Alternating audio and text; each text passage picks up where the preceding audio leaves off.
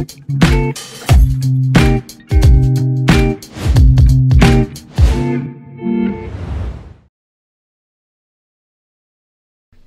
jumpa di podcast RRI Net Manokwari dan tentunya saya Yuki Kubiari.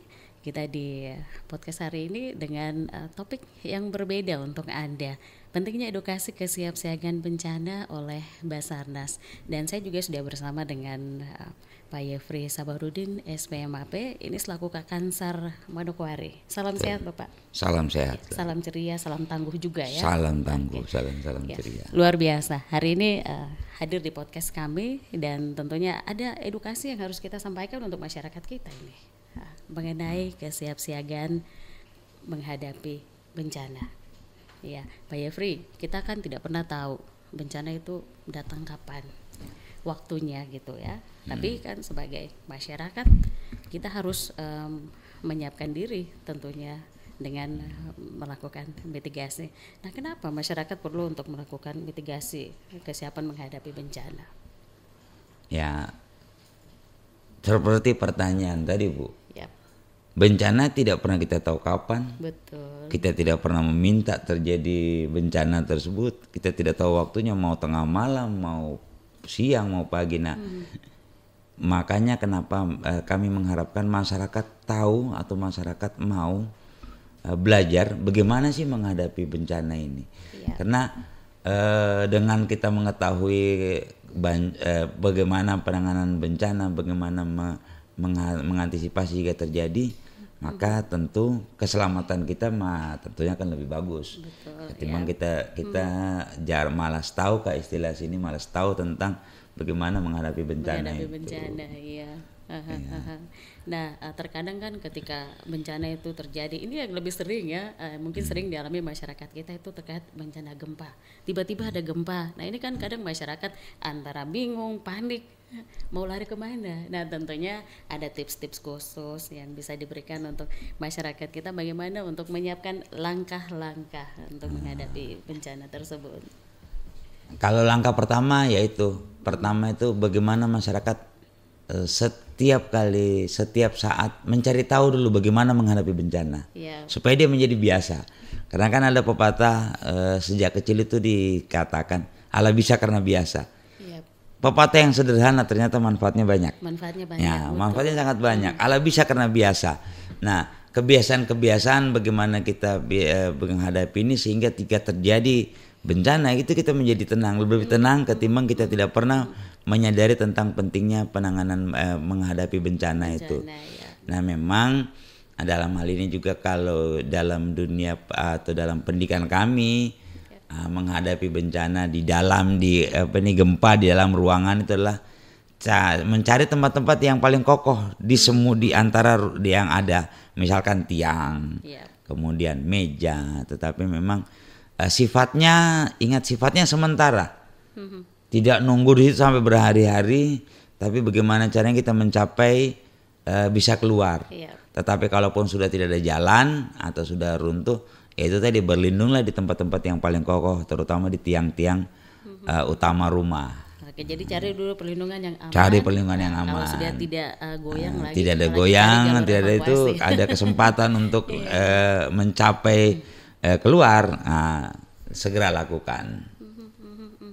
Nah, selain penanganan bencana kayak tadi gempa kan, bencana ini bisa terjadi kapan saja. Kecelakaan pun juga bisa terjadi kapan saja, di laut, di darat, di udara. Nah, bagaimana kesiapan dari Basarnas sendiri untuk menghadapi musibah-musibah atau memberikan edukasi ke masyarakat kita? Memang kami dibentuk atau dibuat oleh pemerintah ini perpanjangan tangan dari pemerintah pusat ke daerah.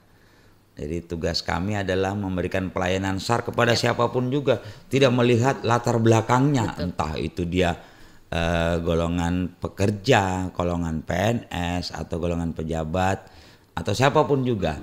Kami berhak memberikan pertolongan, jangankan untuk warga negara Indonesia, warga negara asing pun kami melakukan. Nah, bagaimana kami memberikan pengetahuan di kami itu banyak program-program yang kami bisa lakukan. Misalkan sekarang tetap kami jalankan itu SAR Go to School.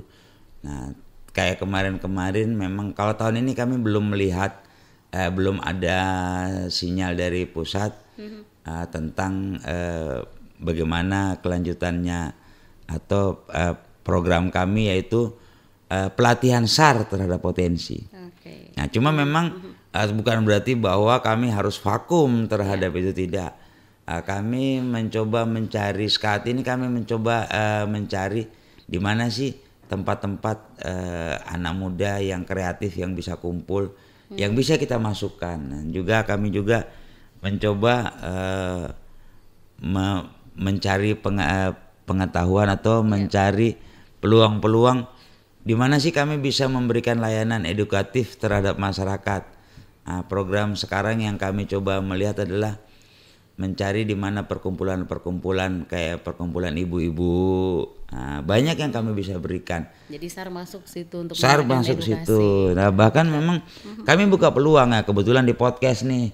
Nah, kami bisa memberikan arisan-arisan ibu-ibu tuh. Bisa kami diundang. Contoh misalkan penanganan luka ringan.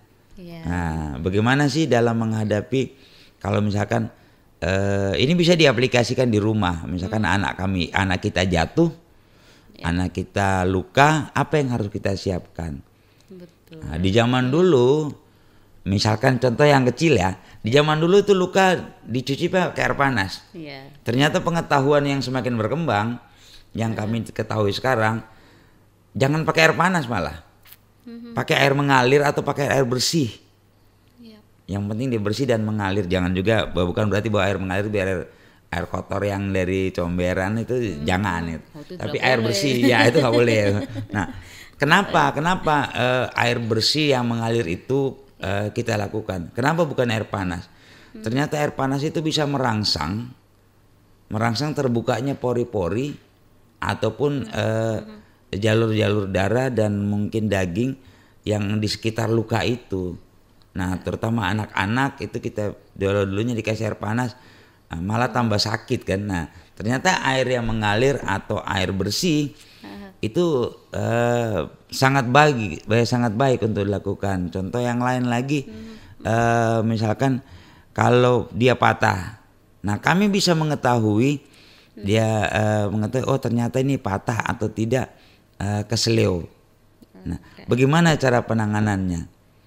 Nah, jangan sampai yang terjadi di beberapa lelucon yang jok-jok yang bahkan ada di televisi, begitu kecelakaan kepalanya terbalik salah putar malah dia balik kepalanya. Nah, ini yang bahaya. Contoh-contoh kecil ini yang bisa kami berharapkan perkumpulan di baik pemuda maupun termasuk ibu-ibu senam-senam pun enggak apa-apa kami diundang. Kami diundang untuk memberikan pengetahuan-pengetahuan itu. Nah, saya tertarik tadi ada yang namanya SAR Go to School. Nah, betul. Ini peruntukannya untuk anak TK, SD atau sampai dengan sampai kuliah. Sampai perkuliahan. Kami siap diundang, kami siap didatangi oleh anak-anak sampai dengan adik-adik kami di kuliahan. Kalau untuk sosialisasinya ke masyarakat langsung, sejauh ini SAR sudah turun langsung untuk memberikan sosialisasi dan edukasi? Ya, dalam hal ini memang tentunya kami tidak bisa mengumpulkan sekalian karena memang kami ketahui juga bahwa masyarakat punya kegiatan sehari-hari mencari nafkah dan lain-lain. Nah, edukasi kami adalah melalui media-media yang bisa kita berikan. Contoh kayak sekarang ini di podcast RRI. Nah, kami coba menyampaikan itu. Di kami juga ada Instagram SAR Manokwari, YouTube SAR Manokwari, TikTok, kemudian media sosial lain, dan juga memang untuk untuk telepon yang bisa dihubungi yang ada juga kami punya nomor telepon untuk bertanya. Tapi saya sarankan untuk Manokwari lebih bagus datang ke kantor, supaya kenapa? Tak kenal maka tak sayang kan. Nah, datanglah ke kantor SAR Manokwari. Nah, ini bisa kalau mau ke kantor SAR Manokwari alamatnya di mana? Kadang masyarakat ini kantor SAR ada di mana? Kantor SAR Manokwari mungkin kalau hafal jalan mungkin masyarakat lebih cepat lupa. Iya. Nah, tetapi kalau tempat-tempat tertentu misalkan di mana sih kafe kopi kir sendiri, masyarakat pasti banyak tahu. Di mana sih kantor bupati? Nah, boleh Nah, di mana sih kantor Bupati baru. Manokwari? Pasti tahu semua. Nah, menuju ke kantor Manokwari dari jalan utama ataupun menuju ke kafe Kopikir pasti melalui kantor SAR Manokwari. Warnanya orange. Nah, gedung pemerintah yang mungkin punya warna unik yang menarik, warna orange. Disitulah kantor SAR Manokwari. Di sana kita bisa bermain, kita bisa bercanda untuk sesuatu pendidikan yang membangun untuk Manokwari. Kami sangat terbuka karena kami 24 jam pasti ada orang, saya jamin. Oke, jadi selain masyarakat bisa tahu langsung informasinya lewat YouTube, Instagram, mungkin Facebook yang Facebook juga ada. Manokwari, informasi yang penting yang cepat untuk masyarakat bisa hubungi ketika terjadi musibah atau bencana. Call center. Call center Ini adalah nomor yang sangat 115. penting. Call center 115 itu saya jamin tidak akan sampai hitungan menit sudah sampai di kami. Oke, jadi masyarakat jangan ragu ketika terjadi bencana, terjadi mitigasi, mau telepon SAR, ingat saja 115. Ingat 115. Luar biasa. Oke, terakhir, Bapak punya tips tersendiri untuk masyarakat kita ketika menghadapi bencana? Mungkin langkah-langkah yang mudah dilakukan dan diingat. Ya, segala sesuatunya itu tipsnya sebenarnya hampir sama dengan kita menghadapi kehidupan. Jadi yang pertama adalah ketenangan.